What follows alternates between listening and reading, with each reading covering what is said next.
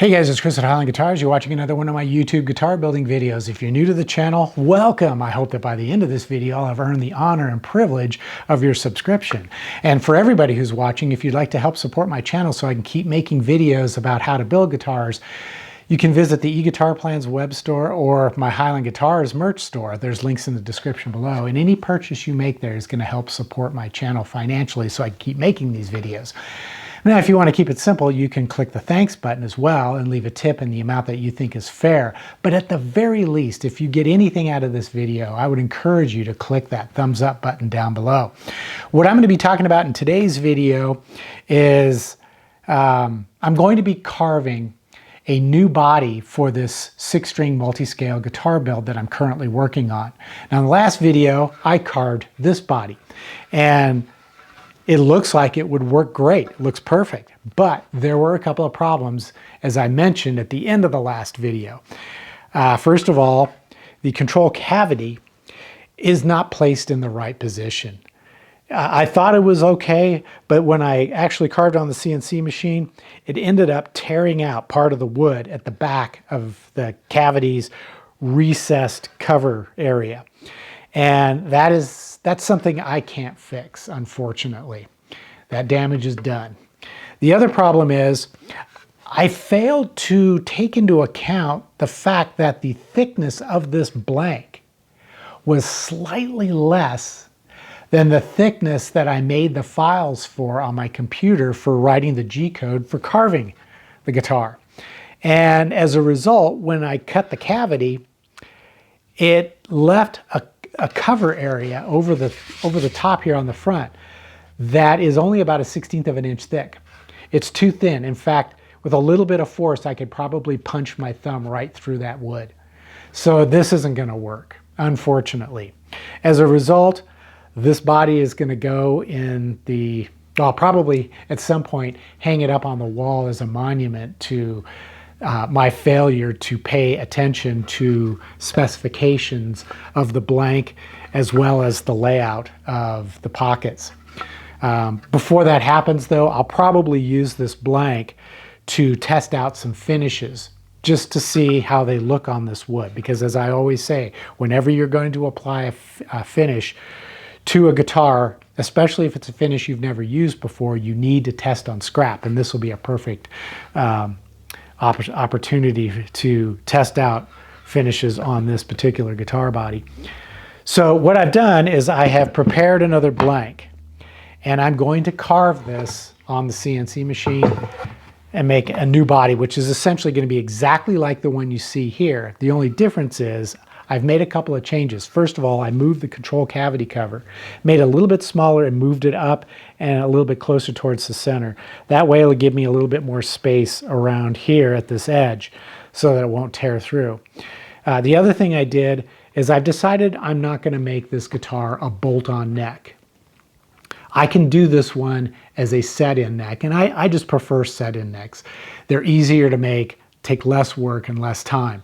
So this will be a set-in neck rather than the bolt-in, so there'll be no holes drilled for the bolts or for the recessed ferrules. So that's really the only major difference, other than the fact that this one was an alder back with a maple cap. And what I'm using here is a type of wood which is oftentimes called Philippine mahogany, but in truth, Philippine mahogany is not one species of wood. It's a whole range of species. It's roughly 5 different species, all of which are grown in Southeast Asia, mostly in the Philippine Islands. And the wood is commonly called Philippine mahogany. It's also known as Meranti, dark red Meranti, light red Meranti, and Luan. This particular piece is the light red Meranti. But they're all part of that same group of different species of trees that are grown in that area. And this particular piece is very light in weight. I would say it's comparable to swamp ash or a really light piece of alder. And it has a fairly decent hardness. I know that when you look at the wood database to see what the hardness is of Philippine mahogany, when you look at all the different species, the light red Meranti, the dark red Meranti, Luan, all those, they all have different Janka hardnesses. And I think it really depends on the specific tree that the board was cut from. And in this case, not only is it really lightweight, but it's got a pretty hard surface. I can dent it with my fingernails, similar to what you would do with alder. I would say it's about the same hardness as alder. So I think it will work really well for a guitar body. In fact, I've used it before. But what I really like about this particular piece, and the reason why I purchased it, is because I like the grain pattern. It has an interlocking grain pattern. Now I'll show you up close here, that I think is going to look really cool when I apply a finish. And I haven't totally decided on how I'm going to finish it, but it's likely going to be polymerized tung oil. Although I'm just considering it because I do have a nice cutoff here that I can use to test the finish. But I may mix in some pigment to give it a little bit of color. I just don't know what color that's going to be. Could be red, could be a dark brown.